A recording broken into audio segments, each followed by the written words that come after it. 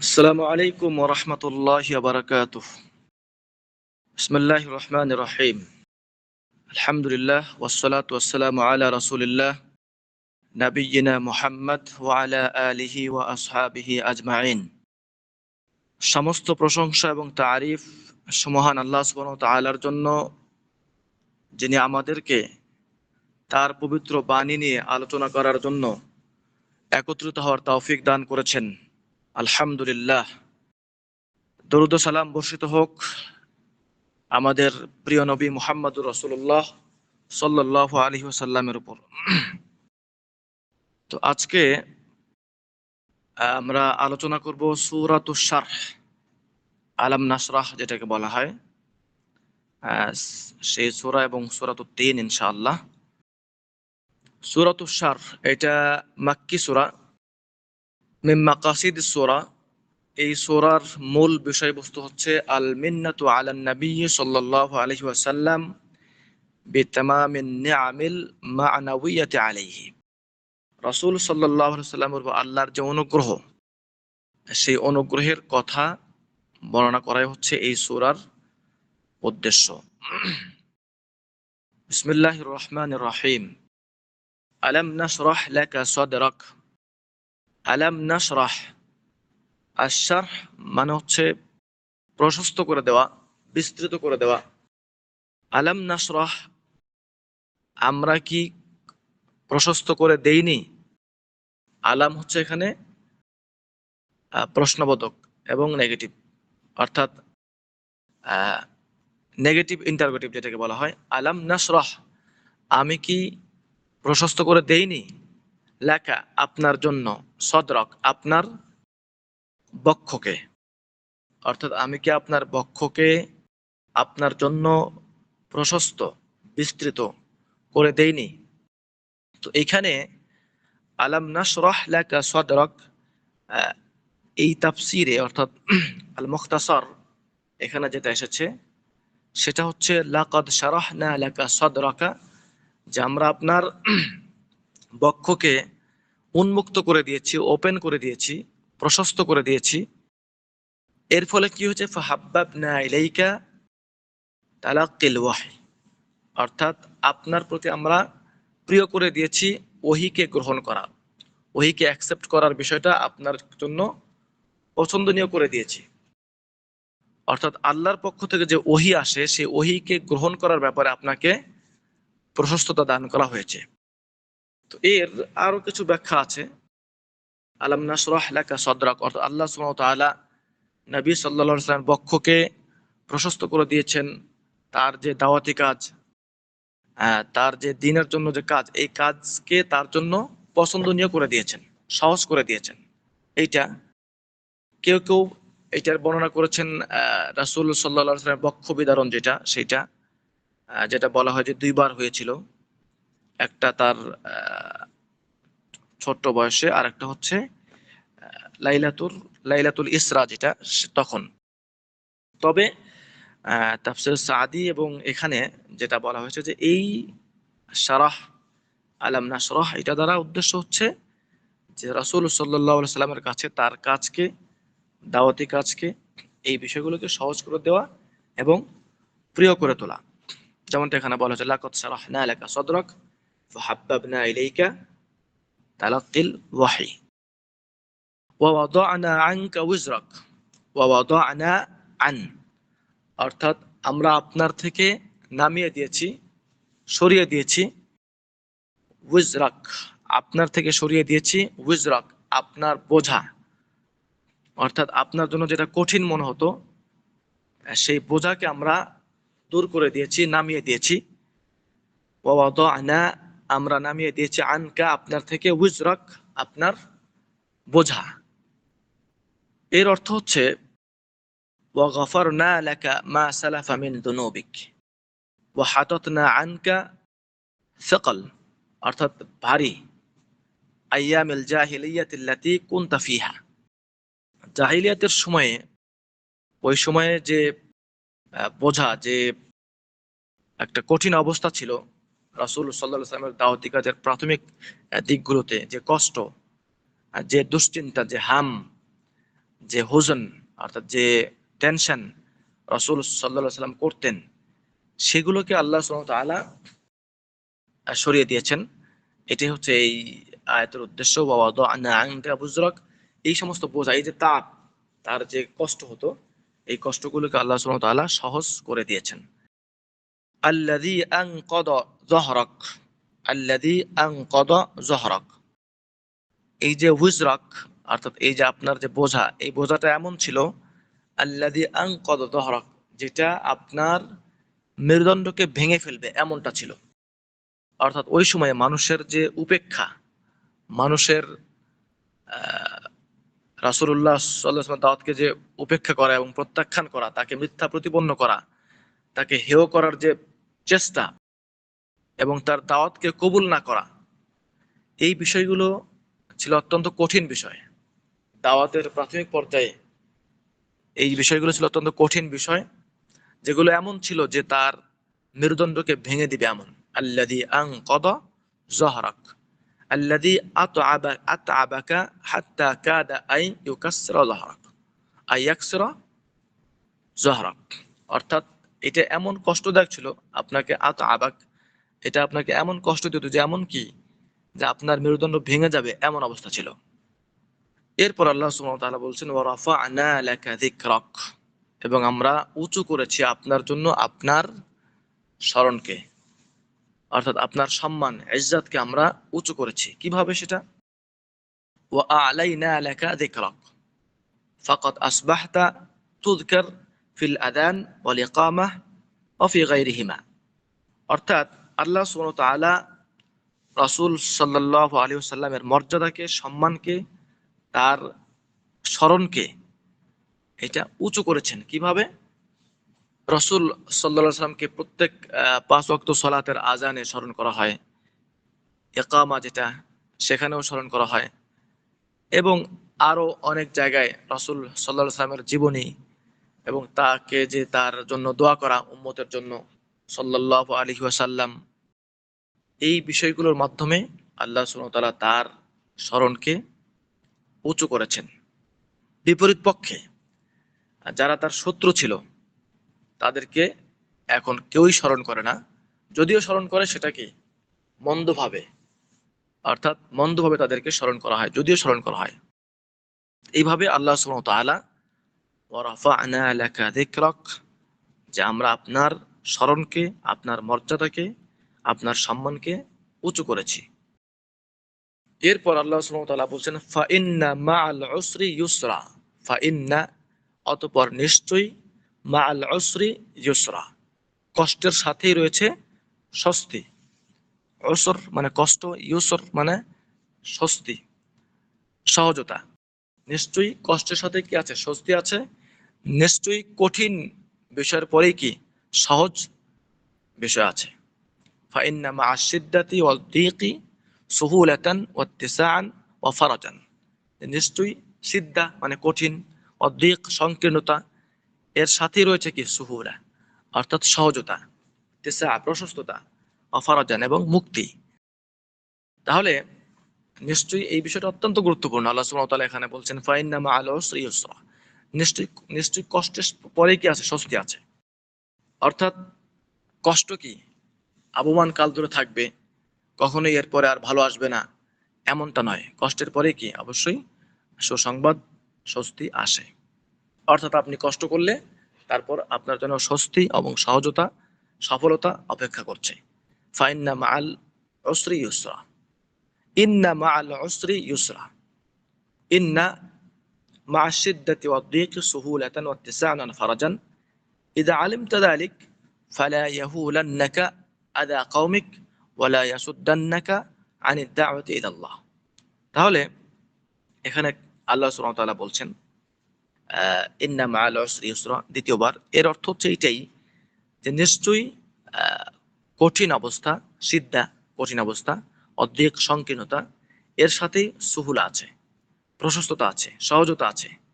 সুতরাং যখন কেউ এটা বুঝবে, তুমি যখন যেটা জানলে হে নবী সাল্লাল্লাহু আলাইহি ওয়াসাল্লাম, ইযা আলিমতা যালিক, যখন তুমি এটা বুঝতে পারলে, এটা তোমাকে জানানো হলো, ফালা ইয়াহুলান্নাকা আযা কওমিক, তাহলে তোমার কওমের কষ্ট, তোমার কওম, আপনার কওম আপনাকে যে কষ্ট দিচ্ছে, এটা যেন আপনাকে হতাশ না করে দেয়। ওয়ালা ইয়াসুদ্দান্নাকা আনিদ দাওয়াতি ইলাল্লাহ, এবং এবং এই তোমার কওমের যে প্রত্যাখ্যান করা, আপনাকে কষ্ট দেয়া, আপনাকে মিথ্যা প্রতিপন্ন করা, এই বিষয়গুলো যেন আপনাকে আল্লাহর পথে দাওয়াত দেওয়া থেকে বিরত করতে না পারে, বিরত না রাখে। ওয়ালা ইয়াসুদ্দান্নাকা আনিদ দাওয়াতি ইলাল্লাহ। অর্থাৎ এই যে দুটি আয়াত, ফা ইন্না মাআল উসরি ইউসরা, ইন্না মাআল উসরি ইউসরা, যে নিশ্চয়ই কষ্টের পরেই স্বস্তি, কষ্টের পরেই স্বস্তি, কঠিন অবস্থার পরেই সহজতা, ব্যর্থতার পরেই সফলতা।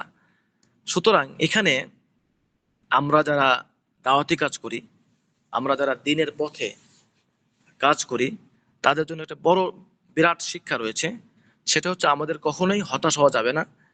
আমরা যদি প্রাথমিকভাবে কঠিন অবস্থায় পড়ি, তাহলে আমাদের বুঝতে হবে এরপরেই কি স্বস্তি রয়েছে।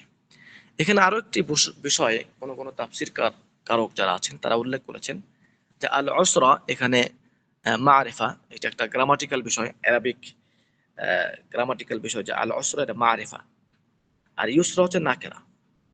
তো আল উসরা এটা একটাই গণ্য হবে, আর ইউসরা নাকেরা যেহেতু এটা দুই জায়গায় দুইটা গণ্য হবে, তাহলে এর অর্থ হচ্ছে যে এখান থেকে এটা বোঝা যায় গ্রামাটিক্যাল ভাবে, সেটা হচ্ছে যে কঠিন উসরা যেটা, এটা একটা, এর আগেও একটা ইউসরা থাকবে, এর পরেও একটা কি ইউসরা থাকবে।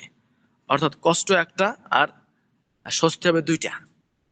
তো আল্লাহ সুবহানাহু ওয়া তাআলা রহমান রাহিম, তিনি বান্দার জন্য কষ্ট বেশি দিবেন বিষয়টা এরকম না, তিনি তার জন্য সহজ বিষয়টাকেই বেশি রাখছেন। এটাই এই আয়াত থেকে আমাদের জন্য শিক্ষা। সুতরাং আমরা সাময়িক কষ্টে যেন বিপর্যস্ত না হয়ে যাই। আল্লাহ সুবহানাহু ওয়া তাআলা আমাদেরকে এটা বোঝার এবং এর উপর আমল করার তৌফিক দান করুন। আল্লাহুম্মা আমিন। এরপরে আল্লাহ সুবহানাহু ওয়া তাআলা যেটা বলছেন, ফাইদা ফারাগতা ফানসাব, ফাইদা ফারাগতা ফানসাব, অতঃপর যখন, ফাইদা অতঃপর যখন, ফারাগতা আপনি অবসর হন, আপনি অবসর হন, আপনি যখন অবসর পান, ফানসাব তখন আপনি কি করেন, আত্মনিয়োগ করেন, ইস্তিহাদ মানে কষ্ট করেন, অর্থাৎ নিজেকে নিমগ্ন করেন, নিজেকে নিয়োগ করেন।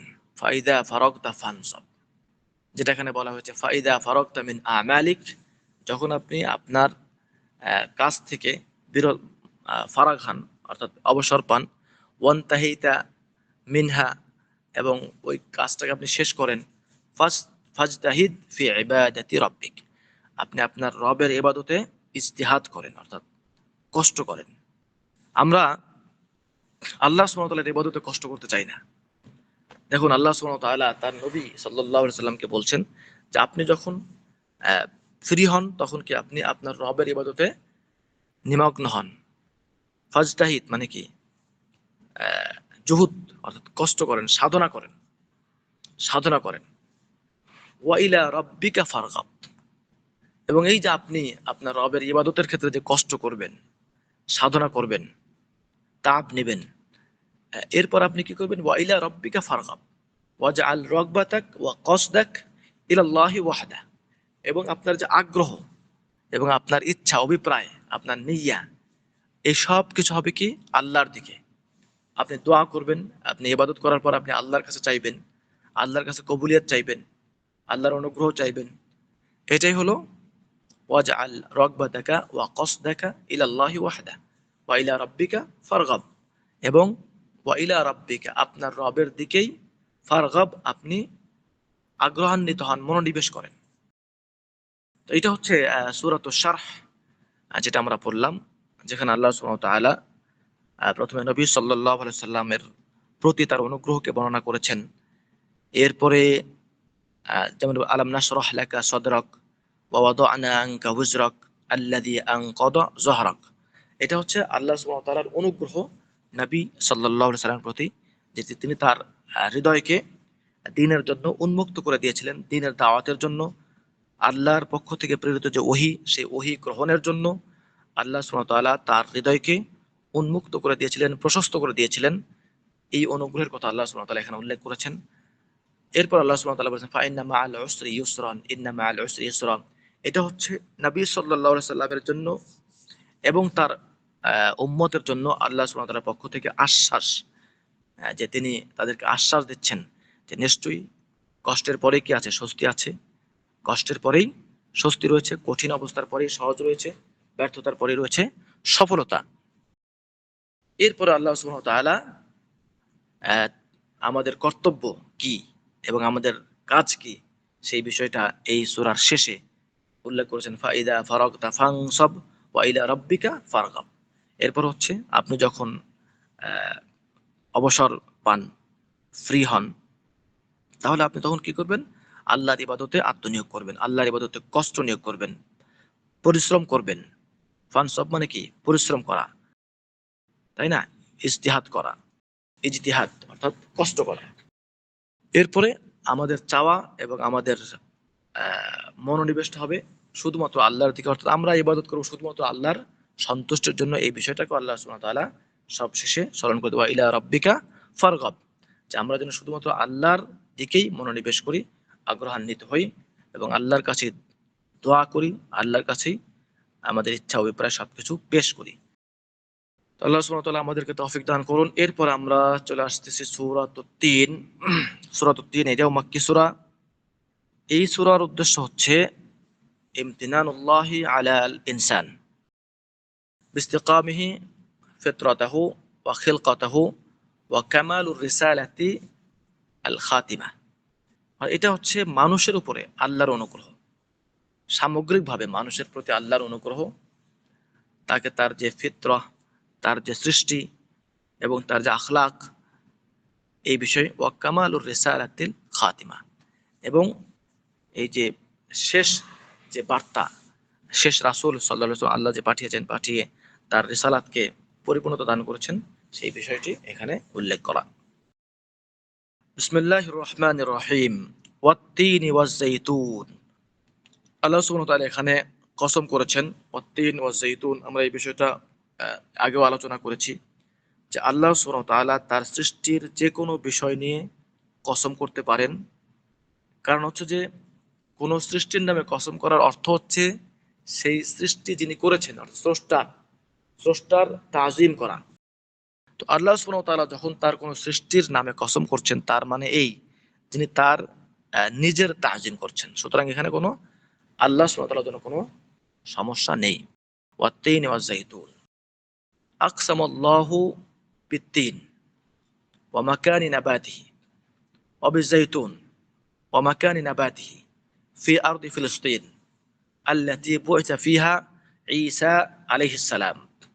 যে আল্লাহ সুবহানাহু ওয়া তাআলা আকসামাল্লাহ, আল্লাহ কসম করেছেন বিত-তিন, তিন গাছের, আমরা যেটা জানি তিন ফল, তিন একটা গাছের নাম। ওয়া মাকান, মাকানু নাবাতিহি, অর্থাৎ এই তিন গাছটা যেখানে হয় সেই জায়গারও। তিন বলার উদ্দেশ্য হচ্ছে যে তিন গাছ এবং এই গাছটা যেখানে হয় এই দুইটারই কসম করা। এবং জাইতুন, ওয়া মাকানু নাবাতিহি, জাইতুন এবং এই জাইতুন গাছটা যেখানে জন্মে সেই জায়গা। আর সেটা কোন জায়গা? ফি আরদি ফিলিস্তিন, এটা হচ্ছে ফিলিস্তিন অঞ্চল। তিন এবং জাইতুন এটার আসলান এটা হয় কোথায়? ফিলিস্তিনে। আল্লাতী বুইসা ফিহা ঈসা আলাইহিস সালাম, যেখানে ঈসা আলাইহিস সালামকে প্রেরণ করা হয়েছিল। ঈসা আলাইহিস সালামকে আল্লাহ সুবহানাহু ওয়া তাআলা প্রেরণ করেছিলেন ফিলিস্তিনে। সেখানে জন্ম নেওয়া উদ্ভিদ, সেটা হচ্ছে তিন এবং জাইতুনের কসম আল্লাহ সুবহানাহু ওয়া তাআলা করেছেন। ওয়া তুরি সিনিন, ওয়া তুরি সিনিন, এবং ওয়া আকসামা বিজাবাল সিনা আল্লাযী নাজা ইনদাহু নাবিয়্যাহু মূসা আলাইহিস সালাম, এবং সিনা পাহাড়, সিনা পাহাড় যেটা তুর, অতুরে সিনিন, তুর সিনিন যেটা সিনাই পাহাড়, এই পাহাড়ের কসম করেছেন আল্লাহ সুবহানাহু ওয়া তাআলা, যেখানে মূসা আলাইহিস সালাম এই পাহাড়ের নিকটবর্তী হয়েছিলেন এবং তাকে এখানে মুক্ত হয়েছিলেন তিনি। ওয়া আল্লাযী নাজা ইনদাহু, এই পাহাড়ের কাছেই তিনি কি মুক্তি লাভ করেছিলেন, নাবিয়্যাহু মূসা আলাইহিস সালাম। ওয়া হাদাল বালাদিল আমিন, ওয়া হাদাল বালাদিল আমিন, এবং এই নিরাপদ শহর, হাদা এবং এটা, আল বালাদ সিটি, বালাদ মানে কি শহর, আল আমিন মানে কি নিরাপদ শহর, এবং এই নিরাপদ শহরের কসম, ওয়াহাদাল বালাদিল আমিন, এবং এই নিরাপদ শহরের কসম, ওয়া আকসামা বিমাক্কাতা আল বালাদিল হারাম আল্লাযী ইয়ামানু মান দাখালা ফীহি, এবং আল্লাহ সুবহানাহু ওয়া তাআলা মক্কা শহরের কসম করেছেন, হারাম, যেখানে যে কেউ প্রবেশ করবে সে নিরাপদ হয়ে যাবে। আল্লাযী বুইসা ফীহি মুহাম্মদ সাল্লাল্লাহু আলাইহি সাল্লাম, যেখানে কি মুহাম্মদ সাল্লাল্লাহু আলাইহি সাল্লামকে পাঠানো হয়েছিল। তাহলে আল্লাহ সুবহানাহু ওয়া তাআলা তিনটা জায়গার কসম করেছেন, তিনটা জায়গার সাথেই তিনজন নবী, সর্বশেষ তিনজন নবী সাল্লাল্লাহু আলাইহি সাল্লাম, তাদের একটা যোগসূত্র রয়েছে এখানে, যেটা বোঝা গেল সেটা হচ্ছে, প্রথম হচ্ছে ওয়াত্তিন ওয়া জাইতুন, এটা হচ্ছে আরদে ফিলিস্তিন, যেখানে ঈসা আলাইহিস সালামকে পাঠানো হয়েছিল। দ্বিতীয় হচ্ছে জাবাল সিনা, অর্থাৎ সিনাই পাহাড়, সেখানে পাঠানো হয়েছিল মুসা আলাইহিস সালামকে। ওয়াহাদাল বালাদিল আমিন, এবং মক্কা নগরী, যেখানে পাঠানো হয়েছিল আখির নবী মুহাম্মদুর রাসূলুল্লাহ সাল্লাল্লাহু আলাইহি সাল্লামকে। এই তিনটি কসম করার পর আল্লাহ সুবহানাহু ওয়া তাআলা যেটা বলেছেন সেটা হচ্ছে লাকাদ খালাকনাল ইনসানা ফি আহসানি তাকওয়িম। লাকাদ খালাকনা, নিশ্চয়ই আমরা সৃষ্টি করেছি, আল ইনসান মানুষকে, ফি আহসানি তাকওয়িম সর্বোত্তম, সবচেয়ে উত্তম, সবচেয়ে ভালো একটা শেকেল দিয়ে আর কি, ভালো একটা গঠন, তাকওয়িম মানে গঠন। লাকাদ আওজাদনাল ইনসানা ফি আ'দালি খালকিন ওয়া আফদালি সূরাতিন, অর্থাৎ আমরা মানুষকে সৃষ্টি করেছি সবচেয়ে সুষম এবং সবচেয়ে উত্তম একটা সূরা, একটা চেহারা দিয়ে, একটা আকৃতি দিয়ে, সবচেয়ে উত্তম আকৃতি এবং একটা সুষম সৃষ্টি হলো মানুষ। সুম্মা রাদাদনাহু আসফালা সাফিলিন, এরপরে আল্লাহ সুবহানাহু ওয়া তাআলা বলেছেন, অতঃপর রাদাদনাহু, আমরা তাকে নামিয়ে দিয়েছি, আসফালা সাফিলিন, নিচু থেকে নিচু স্তরে। আসফাল মানে নিচে, নিচু থেকে নিচু স্তরে, সাফিলিন মানে একেবারে নিচে, সর্বোচ্চ, সবচাইতে নিচে।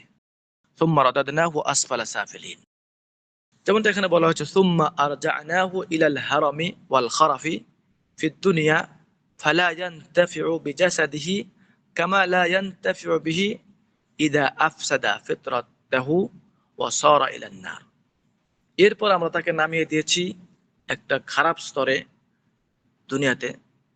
এরপরে সে কি হয় না, তার এই যে আকৃতি, সুন্দর আকৃতি শরীর, এটা দিয়ে কোনো উপকার সে লাভ করে না, যেমন ভাবে সে তার আখলাককে নষ্ট করে ফেলে, এবং এবং সে কি জাহান্নামের উপযুক্ত হয়ে যায়। এই মানুষটাই দুনিয়াতে নিকৃষ্ট মানুষ হয়ে যায়, তার আখলাককে নষ্ট করে ফেলে, তার যে সুন্দর আকৃতি এগুলো তার কোনো কাজে আসে না, এবং শেষ পর্যন্ত তার পরিণাম হয় জাহান্নামের আগুন।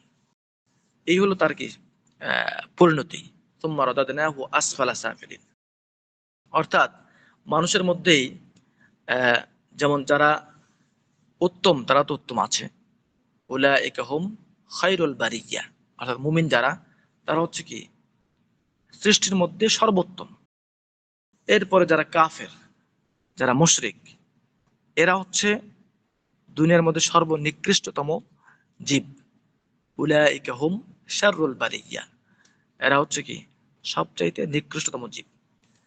তো এইভাবে মানুষের দুই প্রকার অবস্থা আল্লাহ বর্ণনা করেছেন। এবং সুম্মা রাদাদনাহু আসফালা সাফিলিন, এখান থেকে কারা মুক্ত হবে? ইল্লাল্লাযীনা আমানু ওয়া আমিলুস সালিহাতি ফালাহুম আজরুন গায়রু মামনুন, তবে এই আল্লাহ যে মানুষকে নামিয়ে দিয়েছেন, এদের থেকে কারা ব্যতিক্রম হবে? যারা ব্যতিক্রম তারা হচ্ছে ইল্লাল্লাযীনা আমানু বিল্লাহি ওয়া আমিলুল আমালাস সালিহাত, যারা আল্লাহর প্রতি ঈমান আনবে এবং নেক আমল করবে। ফাইন্নাহুম ওয়া ইন হারামু ফালাহুম সাওয়াব দাইম গায়রা মাকতু, এবং এই লোকগুলো, তাদের কি থাকবে? সফলতা থাকবে, তাদের জন্য কি যাজা থাকবে, যেটা কি শেষ হবে না।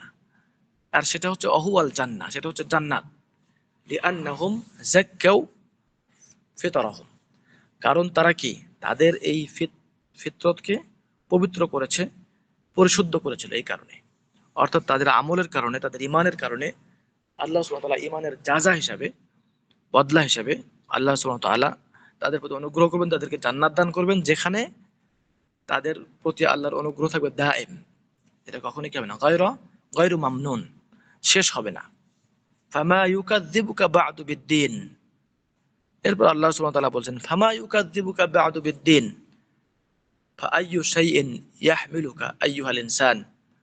হে মানুষ, তোমরা কি কারণে আলা তাকযিবি বিয়াউমিল জাযা, তোমরা আহ, কি কারণে, কোন কোন কারণে তোমরা প্রতিদান দিবসকে অস্বীকার করছো?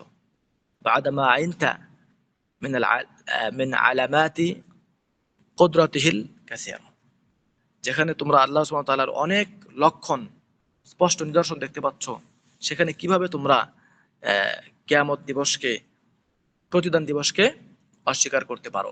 ফামা ইউকাযযিবুকা বা'দু বিদ্দিন, তোমাদেরকে এরপরে কিসে তোমাদেরকে প্রতিদান দিবস সম্পর্কে মিথ্যা প্রতিপন্ন করাচ্ছে? আলাইসাল্লাহু বিআহকামিল হাকিমিন, আলাইসাল্লাহ, আল্লাহ কি নন, বিআহকামিল হাকিমিন, সমস্ত বিচারক যারা আছেন তাদের চাইতে সর্বোত্তম বিচারক? আল্লাহ কি সবচাইতে সবচাইতে ন্যায় বিচারক নন? অর্থাৎ এখানে আলাইসাল্লাহু বিআহকামিল হাকিমিন, যে আল্লাহ কি সবচাইতে ন্যায়পরায়ণ, ন্যায় বিচারক নন?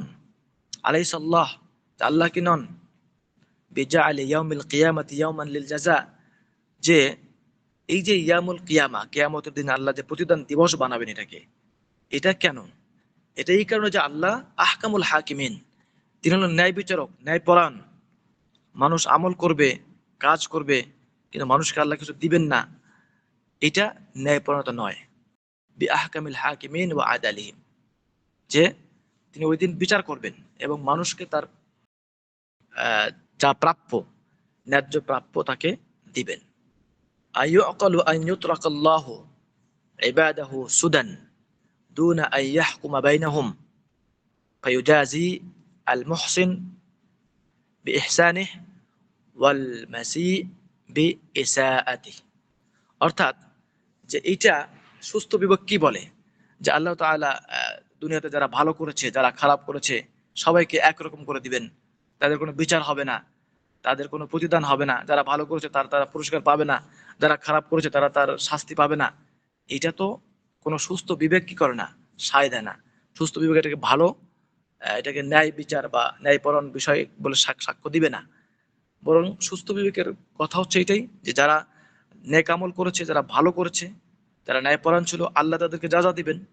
আর যারা খারাপ করেছে, মানুষের প্রতি জুলুম করেছে, অত্যাচার করেছে, যারা আল্লাহকে অস্বীকার করেছে, দুনিয়াতে ফাসাদ সৃষ্টি করেছে, এদেরকে আল্লাহ তাদের এই কুকর্মের শাস্তি দিবেন। এটি হচ্ছে কি সুস্থ বিবেকের কথা।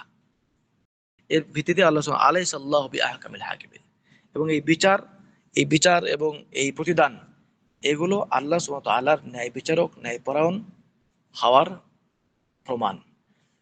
তো এটা হচ্ছে সূরাতুত তিন আমরা পড়লাম আলহামদুলিল্লাহ, যেখানে আল্লাহ সুবহানাহু ওয়া তাআলা তিনজন নবী তারা যেখানে আগমন করেছিলেন সেখানকার কসম করেছেন। এরপরে মানুষের কথা বলেছেন, যে আল্লাহ সুবহানাহু ওয়া তাআলা মানুষকে সর্বোত্তম আকৃতি দিয়ে এবং প্রকৃতি দিয়ে, অর্থাৎ আখলাক দিয়ে সৃষ্টি করেছেন। অতঃপর এই মানুষে কি আবার একদম নিচু থেকে নিচু স্তরে নেমে যায়।